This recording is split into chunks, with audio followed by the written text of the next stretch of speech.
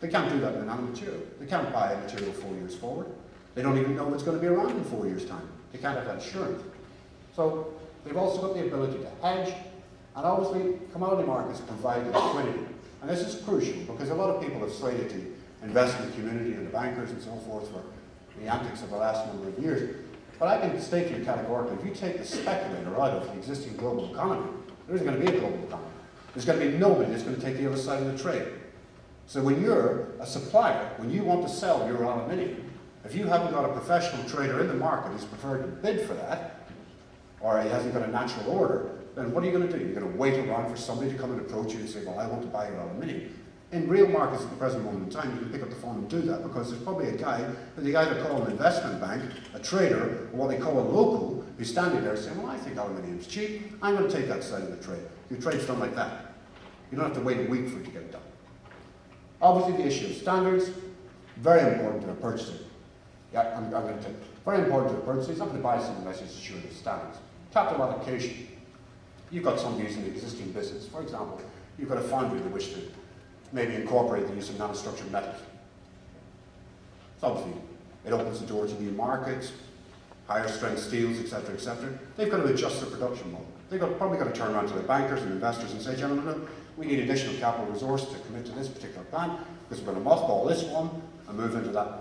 Commodity exchanges enable them to do that.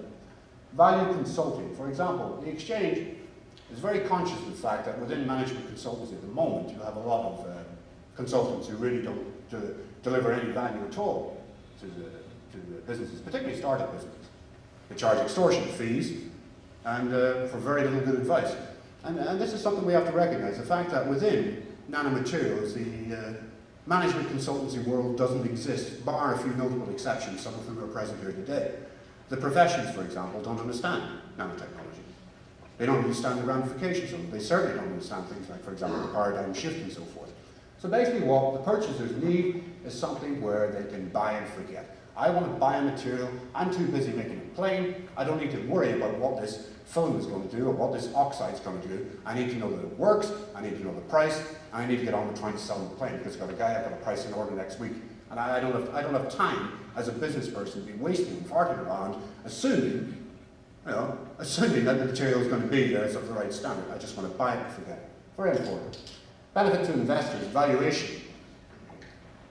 How can the City of London or any financial market value nanotechnology? Well, you cannot value the raw materials based on opinion. It's like trying to value BP without even knowing what the price of a barrel of oil was.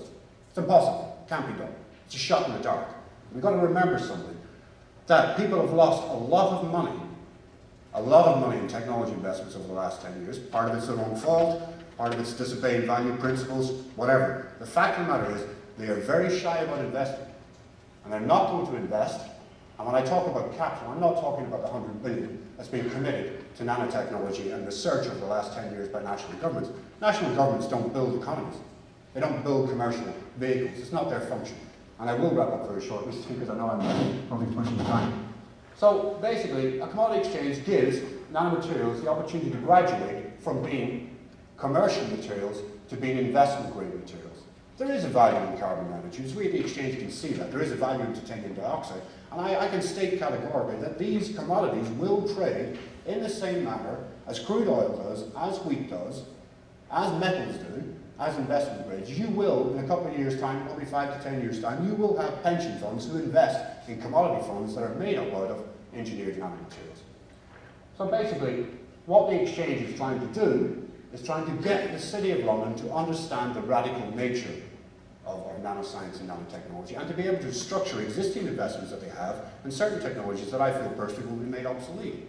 The returns are threatened in certain investments that venture capital funds have made, particularly in the area of clean technologies, buying nanotechnology. And also the major problem insofar as that nanotechnology is going to throw up a problem with a throwaway society. It's going to create better materials that last longer. How do we deal with that as a society? These are all issues. I'm just trying to rush it at the moment. Global insurance. The insurance market can look at the integrated nanoscience exchange and have the assurance that everything that's supplied onto the market has come from an accredited supplier. A supplier who meets certain basic standards within the nanomaterial sheet program. They've also got traceability. If necessary, they can trace the trade through the bargain number that's allotted as has been transacted. Standards, they've got standards. They've got Intertech and MSG to quantify those standards. They've got clarity. They know exactly what they're trying to ensure. They know the specification of what they're trying to ensure. The exchange is already working with the syndicates to coordinate risk assessment. And also, how do you insure something when you don't know its value? If you're going to write a premium on any asset, any financial asset, you need to know, for example, if I'm going to insure your house, I need to know it's got a value of £250,000, because that's going to be the basis on which I'm going to write your premium. And basically it's the same thing. Education. The exchange will attempt, with your cooperation and the cooperation of NanoCentral, to educate the business community about what nanoscience is. And the last one, we've dealt with professions about being able to educate accountancy professions and legal professions as to the reasons why they should be getting involved in nanotechnology, etc., etc. And the last one is government. And I'm only going to be a few seconds in this one. See? Reporting trade flows. A major concern of government. All governments want to know what happened with material resources. It's caused wars and famines, as people have alluded to earlier on. No national government will never permit the exchange of raw materials essential to their economy without having some sort of say in the regulation of that. It's an absolute, and financial markets understand that because they deal with governments every day of the week. Developing industry standards, the exchange is going to work with the ISO 229, Intertech, and others to develop industry standards which can be a template for regulation. And incidentally, on the matter of regulation, producers and purchasers of engineered nanomaterials can use this exchange to discuss what they want and what they expect government to do. They can use the exchange to say, this is what we're doing, and they can argue their corner, something that they can't do at the moment. You know, and that needs to change. It needs to change because we need to follow the template that existing markets follow. Point of contact. For example, if there's an issue over a particular material, and they wish to cease trading in a particular material, what happens in the existing world economy at the moment? They simply call the exchanges and ask them to delist the instrument. They comply if there's some basis in legislation, and all of a sudden trading in that particular instrument is wound down, society can deal with it. And I think I've dealt with the last point, which is collaboration between government and exchanges. It's been around since, I don't know, 15th, 16th century. It's nothing new, well used to it, and obviously a source of revenue. So I do apologise, ladies and gentlemen. I think I've gone over the time, and I've probably delayed everybody's lunch appointment. But thank you very much for listening.